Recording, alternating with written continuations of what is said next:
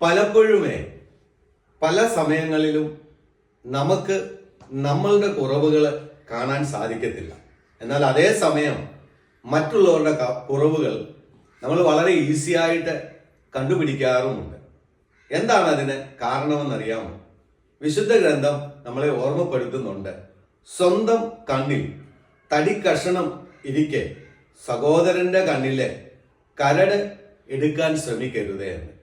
സ്വന്തം കണ്ണിലെ തടിക്കഷണം എന്ന് പറഞ്ഞാൽ കണ്ണു മൂടിപ്പോകും. അതായത് നമ്മുടെ കുറവുകൾ കൊണ്ട് നമ്മൾ നിറഞ്ഞു നിൽക്കുകയാണ്.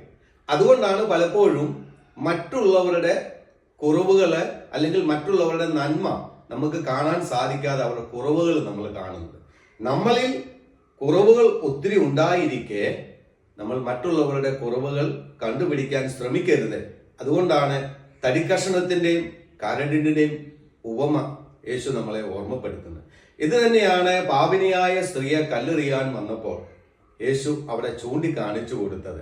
ആരും തന്നെ അവിടെ നിൽക്കുന്നില്ല, കാരണം അവരിൽ ഒത്തിരി കുറവുകൾ ഉണ്ടായിരുന്നു. അപ്പൊ കുറവുകൾ ഒത്തിരി ഉള്ളതുകൊണ്ടാണ് പലപ്പോഴും പലരിലെ നന്മ നമുക്ക് കാണാൻ സാധിക്കാതെ പോകുന്നത്.